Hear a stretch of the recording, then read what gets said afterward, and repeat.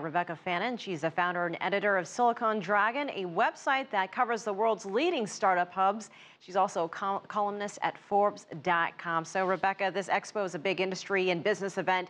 How has it impacted trade between China and the ASEAN region?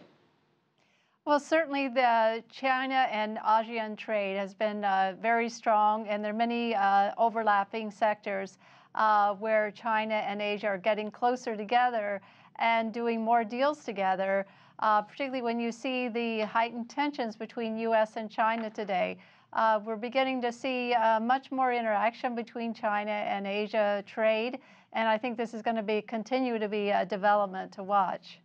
I was going to ask you about the importance of events like these, the timeliness of this happening right now with everything else, given everything else happening in the world, the trade, tariffs, the all sorts of things happening there. What do you make of the timing? It can't really come at a better time. Oh, absolutely. For these two nations to trade with one another, or these two regions to trade with one another, it certainly is good timing.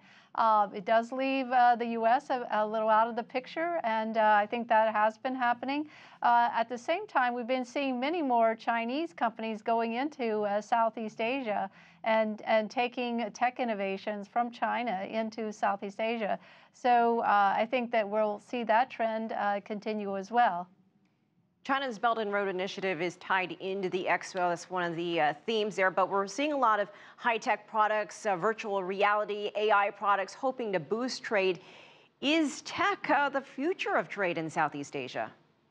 Yeah, absolutely. The same kinds of tech innovations that have happened in China over the past decade are now happening in Southeast Asia and in these large populated countries, Indonesia, Malaysia, India. It's the same pattern, and the same companies from China are investing in Asia, such as Baidu, Alibaba, Tencent, Didi, and Xiaomi, for instance. So these ties are getting stronger, and a lot of it is around technology innovation. So we know China is not a part of the ASEAN bloc, but it's a big partner. How has this relationship changed over the years, and what is the win-win here?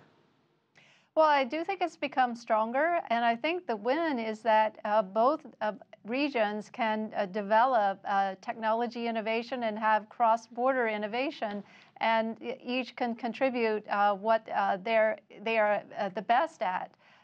So I think that's the win-win.